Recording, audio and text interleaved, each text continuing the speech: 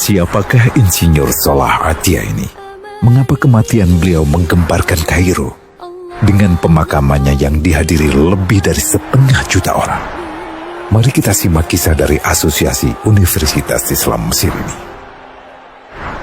Al-Kisah dari kampung kecil bernama Tafahna al-Ashraf, distrik Middle Ghamir, provinsi Dakohlia, Mesir. Ada 9 orang sarjana miskin lulusan fakultas pertanian. Lalu mereka pun sepakat membuat sebuah peternakan unggas, sembari mencari mitra ke-10. Namun mereka terbentur modal. Maka dengan sekuat tenaga mereka kumpulkan dari hasil menjual tanah, perhiasan istri, hingga meminjam. Meski tidak banyak terkumpul, namun mencukupi untuk memulai usahanya. Pertanyaan tersisa, siapa mitra yang ke-10? Insinyur Solah, satu dari mereka, pun berkata, "Aku sudah menemukan mitra yang ke-10. Siapa?" kata teman-temannya. "Allah," lanjutnya. "Allah akan menjadi mitra usaha kita yang ke-10. Allah akan mendapat 10% dari keuntungan kita. Dengan perjanjian, Allah yang akan memberikan perlindungan dan pemeliharaan, keamanan dari segala wabah penyakit." Akhirnya mereka pun sepakat. Kontrak kerjasama pun ditulis secara rinci dan dicatatkan ke notaris, lengkap dengan peran mitra ke-10 tersebut. Tak disangka, setelah 1 musim bisnis mereka langsung meroket, jauh dari yang dibayangkan sebelumnya.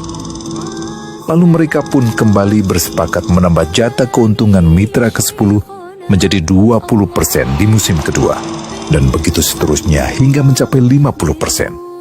Lalu bagaimana keuntungan mitra ke-10 itu dialokasikan?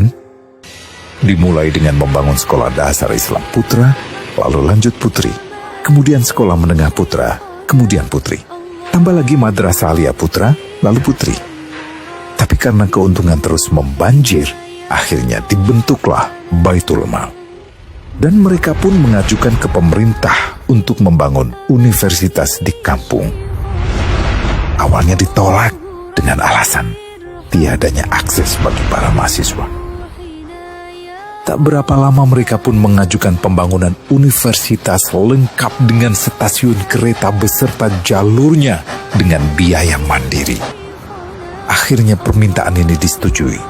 Dan pertama dalam sejarah Mesir, berdirilah sebuah universitas di perkampungan kecil.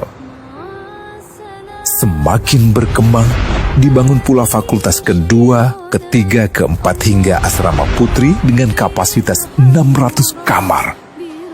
Lalu asrama putra dengan 1000 kamar. Tiket kereta api pun digratiskan untuk memudahkan transportasi menuju kampung tersebut. Tak cukup hanya itu, dibangun Baitul Mal berikutnya hingga hilang kemiskinan di daerah tersebut. Dan program ini diduplikasi ke kampung-kampung lain hingga bisa dikatakan tak ada kampung yang disinggahi Insinyur Solah kecuali akan dibangun Baitul Mal untuk warga. Bantuan pun diberikan untuk fakir miskin dan para janda.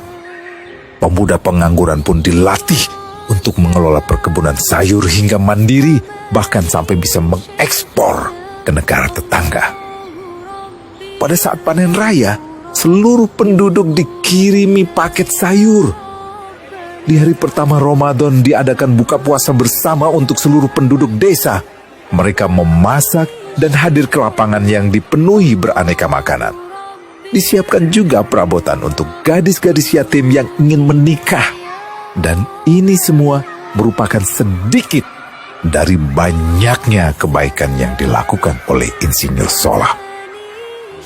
Hingga pada akhirnya disepakatilah keuntungan perusahaan 100% untuk Allah.